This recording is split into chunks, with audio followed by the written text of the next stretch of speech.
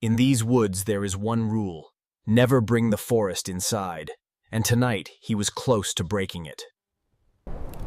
Wind clawed against the cabin walls, while solitude wrapped the man in silence thicker than snow itself. Then came a sound that did not belong to storms, thin and uneven, almost human yet strangely apart. He held his breath while the forest held its own, and the faint cry frayed, then vanished into silence. He lifted the lantern, its circle of light trembling like a fragile moon against the vast and waiting dark. Boots cracked the frozen crust as he stepped outside, lantern trembling while the forest waited without voice. Another faint cry reached him, not bird nor fox, something small and running out of time in the cold. At the yard's edge, he found a small form in the drift, dark fur iced at the tips, lying motionless. He brushed snow from a frozen face, flat nose and soft brow revealed, a child of the forest, not human. Breath lingered faintly, chest rising shallow as a whisper, winter nearly finishing its patient work. He did not hesitate, arms sliding under the small weight, lantern swinging as he carried it inside. Inside, the fire spoke first with crackling warmth as he laid the child near, careful of frozen fur. Blankets gathered and heat pushed slowly, color crawling back into the world inch by frozen inch. He watched the shallow rise of breath, counted each return, while the forest outside listened unseen. Stories had walked these hills for generations, and tonight, one had walked into his home. Small hands with long fingers and horn-like nails carried the quiet strength winter had tried to bury in sleep. Will the forest punish him, or remember? The question found him before sleep could. The rule lay broken on the floorboards, and beside it rested something worth breaking rules for. Outside, the night rearranged itself, while inside, warmth argued with the cold and won a little ground. He kept the fire high, and his courage higher, while the small life near the hearth stirred once. A whistle cut the dark, high and deliberate, not shaped by wind, then silence pressed hard against the cabin. He lifted the lantern toward the window, light scattering across snow before vanishing into trees beyond bravery. Another whistle answered farther off, lower and older, a language of woods spoken where men cannot follow. He added wood to the fire and remained wordless, for even breath can disturb silence when the night listens deeply. Snow settled outside while the cabin remained tense, as if unseen watchers beyond the trees weighed every quiet moment. Eyes moved between the trunks, glowing like embers before vanishing, patient as water circling through a dark wood. A branch released beneath heavy strain, breaking slow yet certain, a sign of vast presence moving carefully nearby. The child's breath grew deeper, steady and faint, while the cabin held warmth against movements pressing through the night.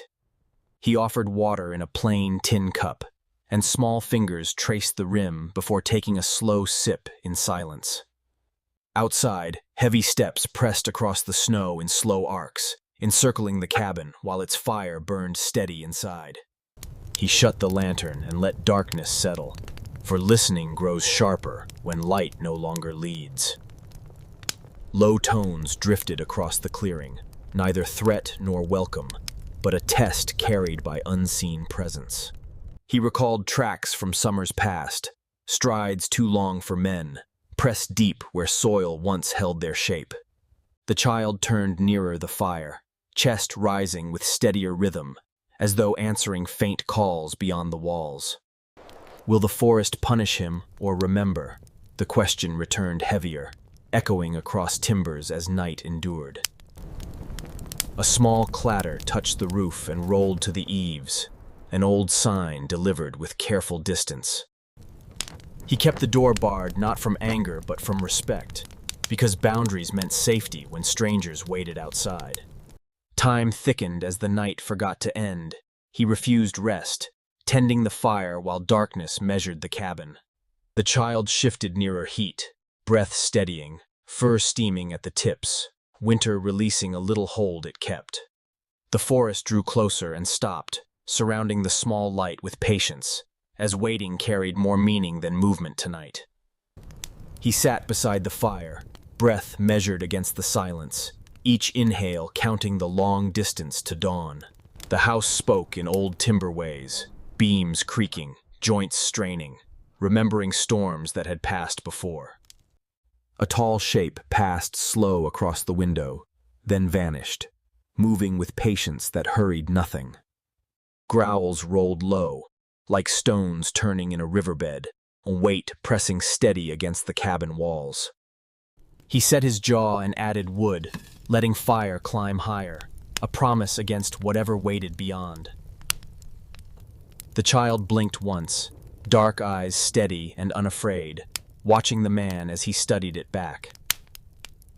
He broke bread into small pieces, a habit learned from hunger and from guests who came without words.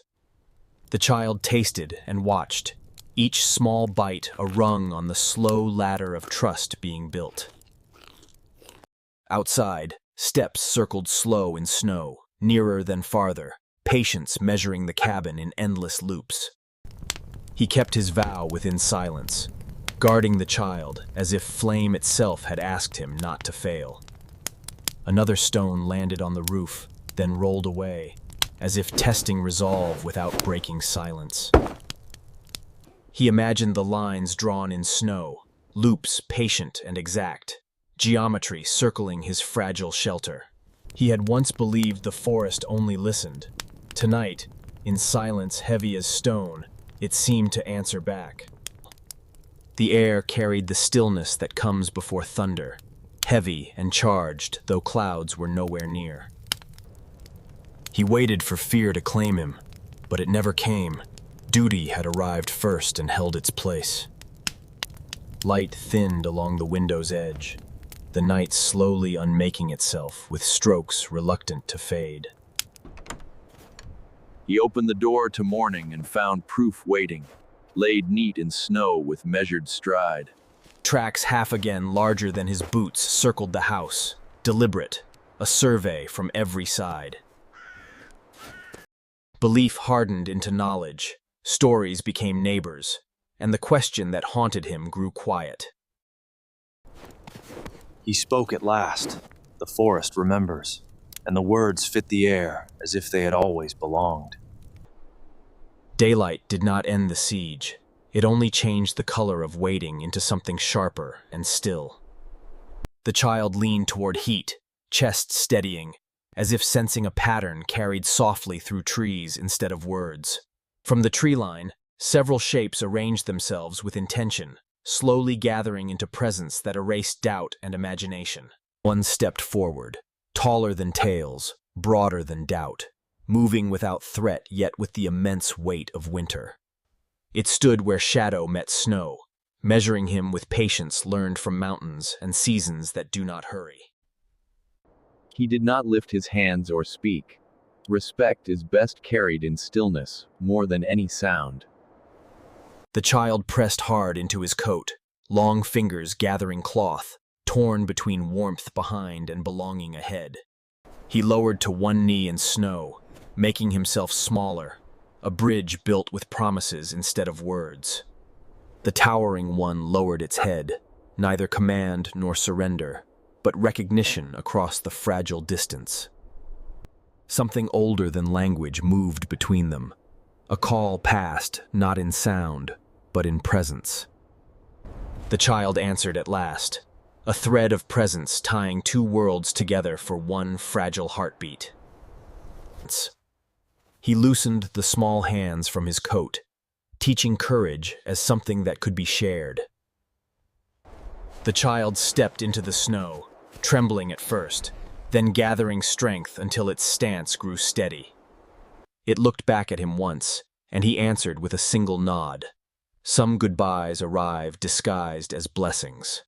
The towering one bent with deliberate care, gathering the small life gently, as if cradling fire itself.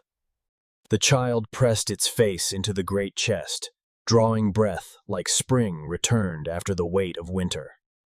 Their eyes met, his and the guardian's, a verdict without anger, a sentence delivered without chains. No sound passed, yet meaning was heavy. He had kept what winter tried to claim, and returned it without demand. They turned toward the trees at last, and snow accepted their weight the way old friends always do. Branches closed behind them, and the clearing felt wider for having been shared between two worlds. Morning brought a stone to his threshold, placed with intent, not fallen by chance, as if marking the first covenant. On its surface lay two prints, side by side, one human palm, the other smaller. He touched the marks as though they might still hold warmth, and found the stone carried more than cold. Respect had learned a shape, a language carved without words, and it spoke clearer than any tongue he knew. In days that followed, gifts appeared at the margin, always set with care, never crossing his door's line. One dawn, a deer lay clean before the fence, as if borrowed and returned whole, without blood or violence. Another morning, fish gleamed in a careful pile, river made portable, placed at his margin with patient intention. Another dawn brought branches leaned with care, arranged in patterns only patience and memory could design. He understood then, these were offerings, not debts, memory carried forward, warning transformed into quiet respect. Nights changed too, still watched, yes, but by presence without teeth, a weight that carried attention instead of threat. He walked further some mornings, letting the trails decide for him, each turn feeling less like chance, more like welcome. The forest felt heavier, not with danger now, but with attention, every step observed, every silence deliberate.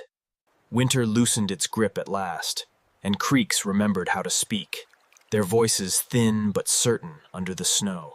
At the forest's edge, movement gathered itself into shape, slow, deliberate, and carried the weight of familiarity. A smaller figure stepped clear of shadow, no longer fragile, but the same eyes, carrying recognition across the years. They regarded each other as equals do, quiet first, then meaning, no chain of words, only presence unbroken.